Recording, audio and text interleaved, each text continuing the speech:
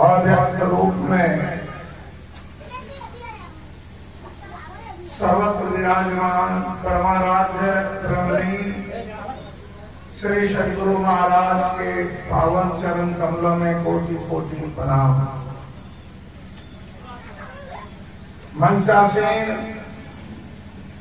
परम आदरणीय परम श्रद्धेय श्री सागर बाबा, परम आदरणीय परम वंदनीय श्री इंद्रदेव बाबा, सत्संग में आए परम आदरणीय गुरुजन, विद्वत्गण, साधकगण, धर्म प्रेमी सज्जन वृंद तथा आदरणीय भक्तिमती माताओं तथा भक्तिमती बहनों, मैं सबों को आदर के साथ सबसे पहले सुंदर वाणी से प्रणाम करता हूँ।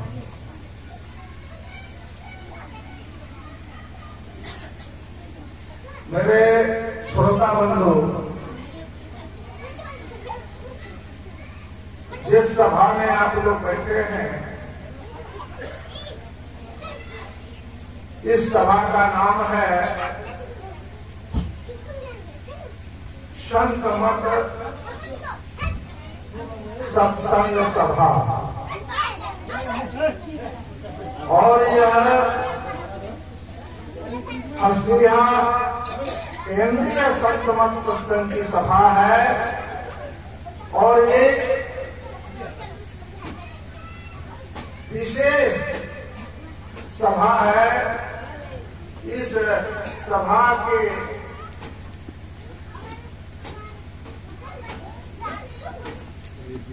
होने का, मनाने का कारण है दो कारण। पहला है कि हमारे जो वीरपति हैं श्री अरविंद कुमार सिंह, उसके पिता स्वर्गीय दिगंबर प्रसाद सिंह की आज पुण्यतिथि है। और ये जो देख रहे हैं हम लोग इस घर के नीचे बैठे हैं, यह नया घर है। इस घर का उद्घाटन के लिए भी सत्संग का कार्यक्रम रखा गया है।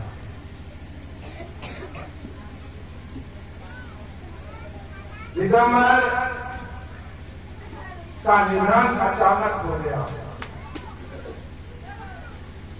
और उसके निधन के कारण बहुत लोगों को क्षति हुई है। हमारे गुरु महाराज के गुरुदेव बाबा देवी साहब, वे कहते थे कि सबसे ऊपर लिखो आध्यात्मिकता, उसके नीचे लिखो सदाचारिता,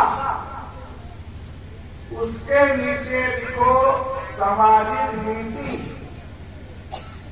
और अंत में लिखो राजनीति। तो हम जो दिगंबर जी थे, जो हमारे सहोदर भाई थे, हम देखते हैं कि चारों विभागों में ऑलराउंडर उसको कहा जा सकता है।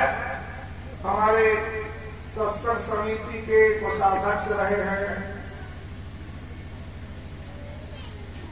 वो भजन भी गाते थे, प्रवचन भी करते थे और धर्म सत्संग भी कराते थे, दान पुण्य बहुत करते थे। आध्यात्मिक मामले में भी संत मत को, हम लोगों के केंद्र को बहुत क्षति हुई। समाज में भी सामाजिक लोग, उसके जो हमारे यहाँ जो समाज, उनको भी काफी क्षति पहुंची है। हर काम समाज का पंचायती करना, झगड़ा झांकी जहां कुछ हो उसको निपटारा करना, सारा काम वो करते हैं। और राजनीति में भी आप लोगों ने देखा कि उसमें भी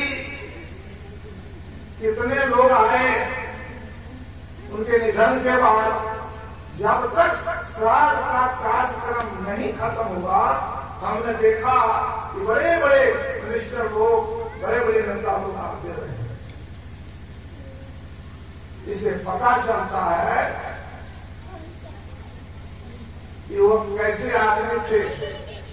हर एक मामले में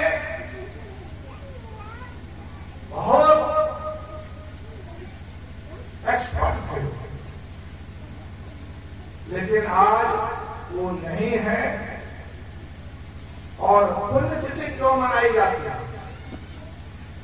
जिनकी पुण्यतिथि मनाई जाती है, जिस महापुरुष की पुण्यतिथि मनाई जाती है, उससे प्रेरणा लेने के लिए, उससे ज्ञान सीखने के लिए पुण्यतिथि मनाई जाती है। उन्होंने क्या जीता, क्या उसकी जो विजय दिवस मनाया जा रहा है। हम गंगा गुरी को हम लोग लाते थे, बहुत मामला है। तो दिगंबर गुरु जी को प्रणाम किया। तो गुरु जी ने पूछा, दिगंबर तुम्हारा नाम दिगंबर है तो कपड़ा क्यों पहनते हो? कपड़ा खोलो। गंगा गुरु जी ने कहा। गुरु जी के कहने का मतलब था, दिगंबर का अर्थ होता है दिग जोड़ अंबर। दिग मन होता है दिशा, अंबर मन होता है कपड़ा। अर्थात दिशा ही जिसका अंबर हो, दिशा ही जिसका कपड़ा हो, वह है दिगंबर। कहने का मतलब नंगा। तो दिगंबर ने बाद में हमको कहा कि भैया गुरु जी ने क्या कहा कि मैं कपड़ा खोलो। हमने कहा गुरु जी ने आध्यात्मिक भाषा में कहा है, यह शरीर जो है विस्मृत है सागर जी से। ये 5 प्रकार का शरीर हम लोगों को है, और यह 5 प्रकार का शरीर कपड़ा है। भगवान कृष्ण ने कहा, गुरु जी ने कहा कि कपड़ा को उतारो, शरीर से तुम निकल करके परमात्मा में मिल जाओ। यही शरीर था। बोलिए प्रेम से श्री सद्गुरु महाराज। तो आज का विषय है भक्ति। हम लोग विषय पढ़ा हुआ है। बहुत से लोग प्रश्न करते हैं,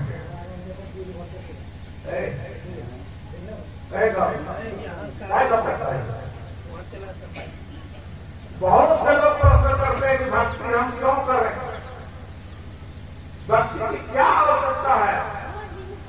घर में तो देखते शांति से हम लोग खाते पीते हैं, भक्ति की क्या जरूरत है। तो अभी 5 में आप लोगों ने सुना,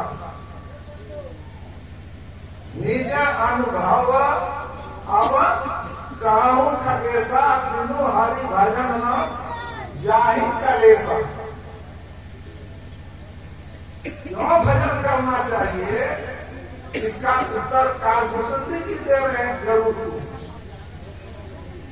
कहते हैं कि मैं अनुभव ज्ञान के आधार पर, जरूर जी मैं गाता हूं कि जब तक आप हरि भजन नहीं करेंगे तब तक क्लेश मिटने वाला नहीं है, दुख मिटने वाला नहीं है। भजन इसलिए करना चाहिए कि जब तक आप भजन नहीं करेंगे तो दुख से छूट नहीं सकते। मैं एक उपनिषद की कथा सुनाता हूं आप लोगों को, और वो उपनिषद का नाम है योग सिखो उपनिषद।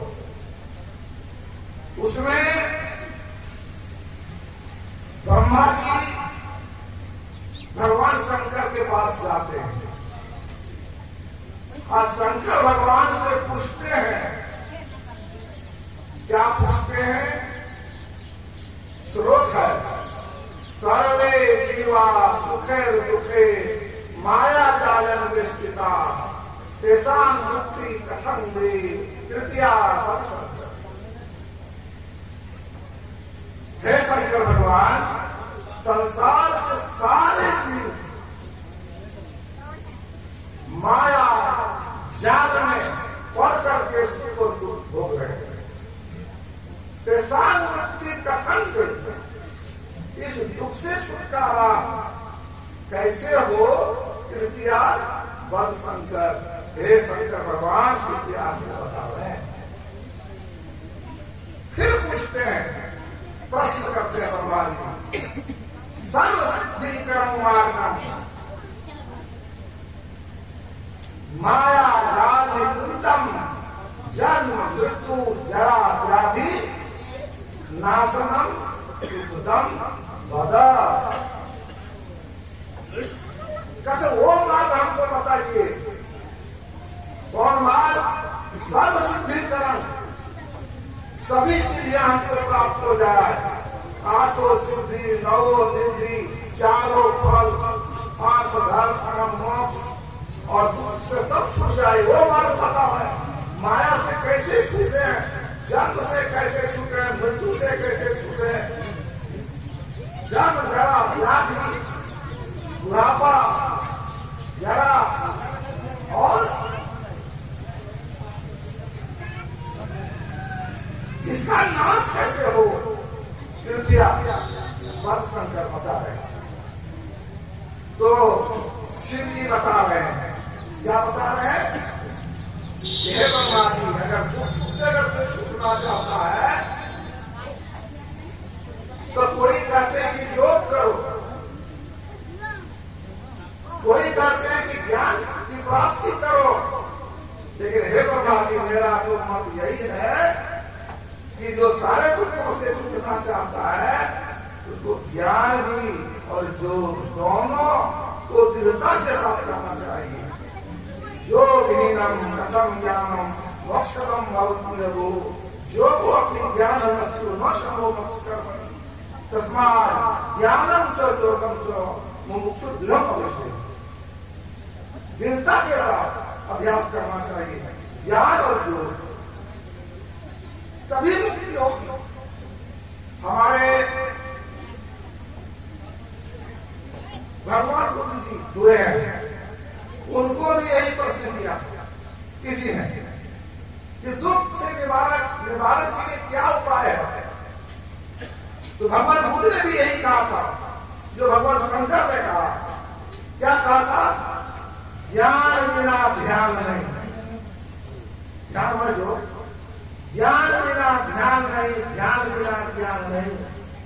जो ज्ञान और ध्यान दोनों रखता है वह निर्वाण के समीप है।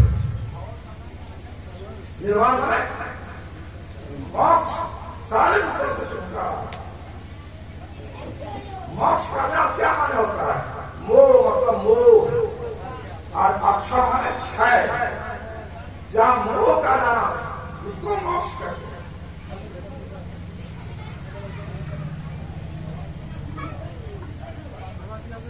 रामायण के रचयिता तुलसीदास, उनको भी यही प्रश्न किया था कि सारे दुखों से छूटने के लिए क्या करें। तो उन्होंने एक कदम आगे बढ़ करके बताया। क्या बताया? योग कुयोग ज्ञान अज्ञान, जहां नहीं राम प्रेम प्रधान। क्या वह योग कुयोग हो जाएगा? वह ज्ञान अज्ञान है। जहां नहीं प्रेम, राम प्रेम प्रधान, जो भक्ति नहीं है, प्रेम भक्ति नहीं है, तो योग कुयोग ज्ञान अज्ञान। कहने का मतलब उन्होंने ज्ञान, योग और भक्ति तीनों को बताया। इसलिए संत मत में ज्ञान, योग, युग, ईश्वर भक्ति का प्रचार होता है।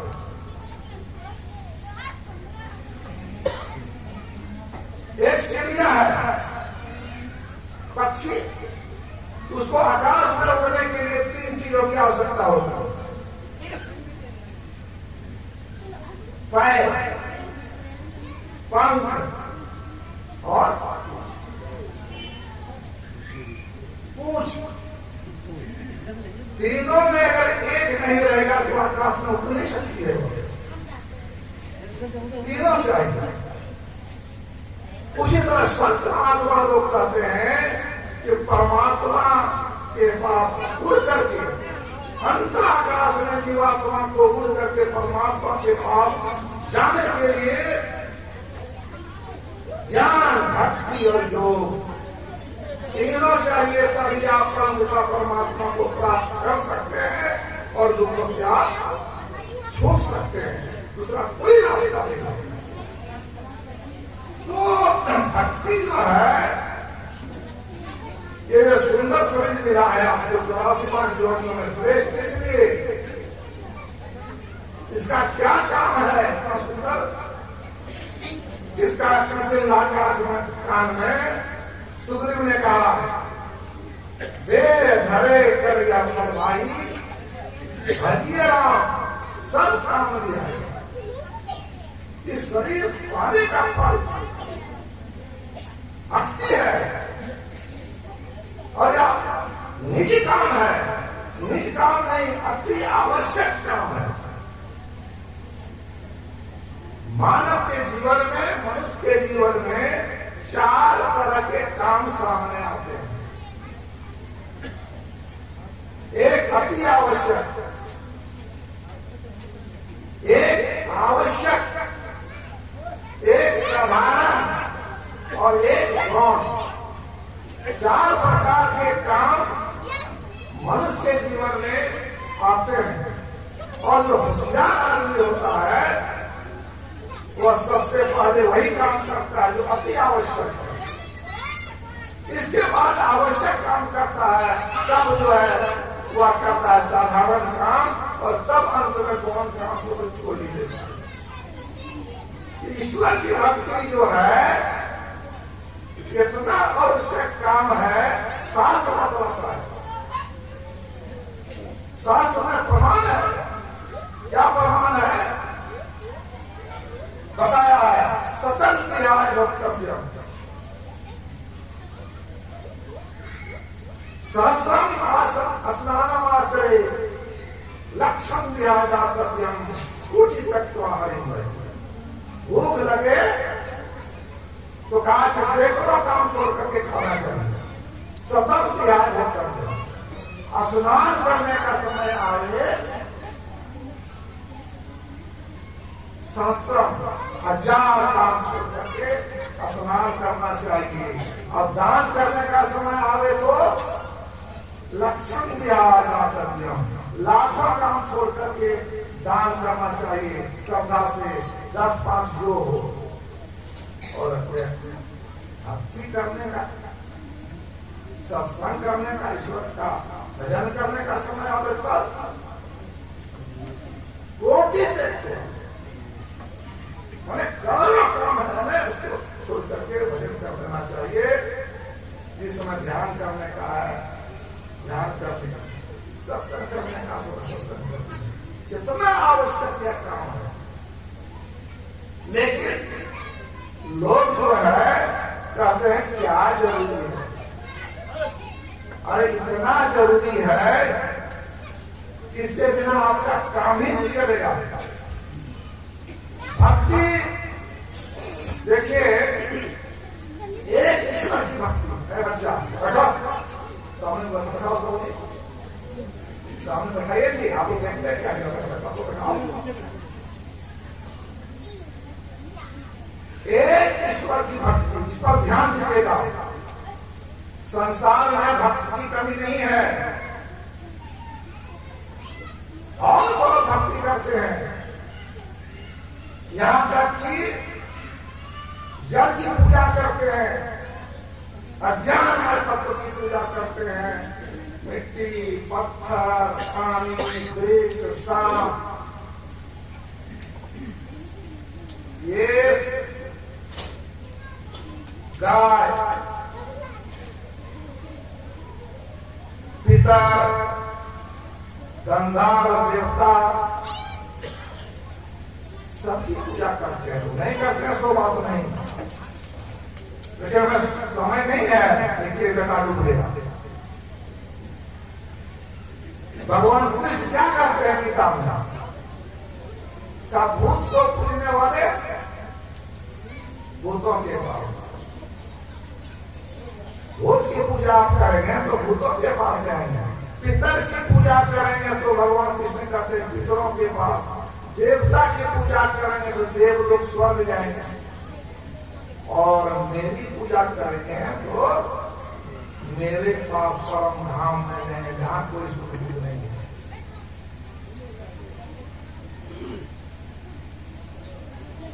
इसीलिए संत मत में एक ईश्वर की भक्ति, अगर एक ईश्वर की भक्ति आप करेंगे ना तो सभी की भक्ति जान परमपिता परमात्मा मूल है। संसार में जितने लोग शक्तिमान हैं, परमात्मा से शक्ति उनको प्राप्त मिली है, वो जल है। जल में जब पानी आप देंगे ना तो पत्ता पत्ता में, धार धार में, शाखा शाखा में सब पानी चला जाएगा, और आपका वृक्ष भी जिंदा रहेगा, हरा रहेगा, और फूल भी देगा, फल भी देगा। इसीलिए तुलसीदास को कहना पड़ा एक ईश्वर की भक्ति करो, उसको कहते हैं पातिव्रत भक्ति। पाति से एक पातिव्रता नारी, एक पुरुष, एक पति को छोड़ करके किसी का ध्यान, किसी से प्रेम नहीं करती है, उसी तरह जो एक परमपिता परमात्मा की भक्ति करते हैं वह पातिव्रत भक्ति कहलाती है। और आज इसकी भक्ति कर, उसकी भक्ति का स्वप्न, उसकी भक्ति, इसका नाम है व्यभिचार में भक्ति। इसीलिए एक निष्ठ भक्ति करने का है,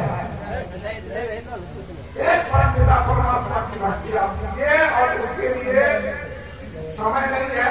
अभी सुन रहे थे ज्ञान योग युग, ज्ञान के चारण सुन रहे थे, श्रवण मनन व्यासन, और आपका योग के भी आचरण है, यम नियम आसन प्राणायाम प्रत्याहार धारणा ध्यान समाधि, सबकी व्याख्या संभव नहीं है।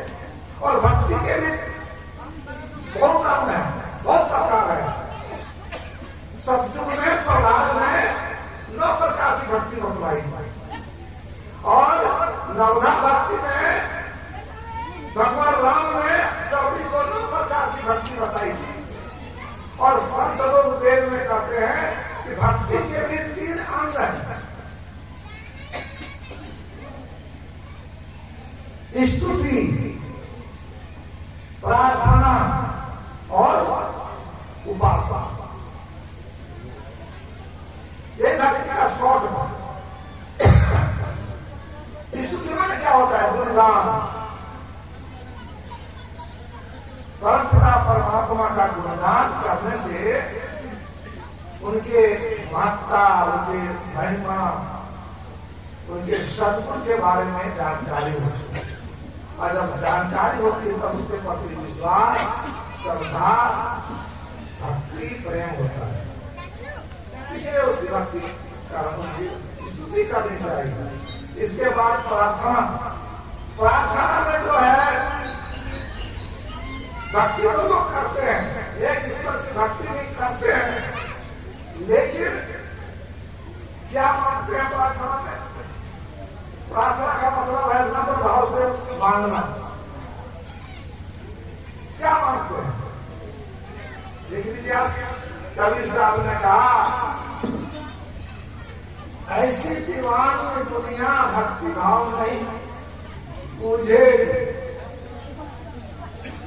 कोई आवे तो बेटा मांगे यही गोसाई दीजिएगी, कोई आवे दुख का मारा हम पर कृपा कीजिएगी, कोई आवे तो दौलत मांगे भेंट रुपया लीजिएगी, कोई करावे प्यास लगाई सुनत गोसाई लीजिएगी।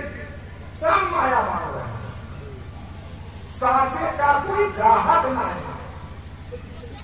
तो परमपिता परमात्मा को मानने वाला कोई नहीं है। झूठे पति देगी कहे कभी सुनो भाई साधु, अंधों को क्या, अंधा बता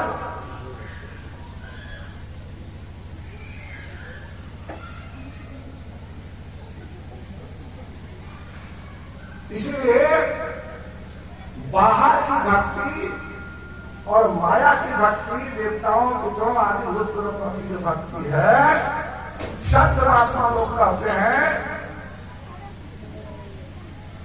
यह गुड़िया का खेल है।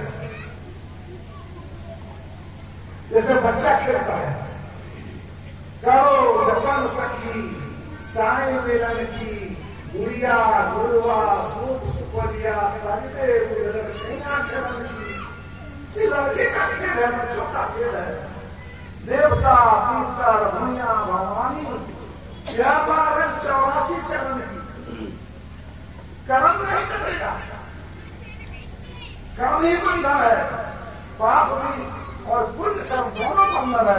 पाप करेंगे तो नरक में सुख होगा, पुण्य करेंगे तो स्वर्ग में थोड़ा सुख होगा, फिर अंत में सुख होगा। इसीलिए संत महात्मा लोग कहते हैं जनरली बेरी रस हो, फिर भी गुड़ न पकड़ो। एक से ही गुड़ हो, भक्ति से कर्म कर।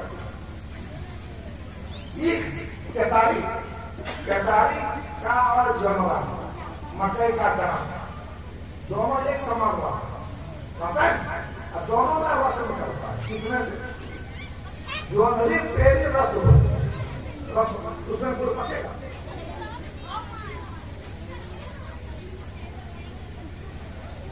बात बताते हैं एक से ही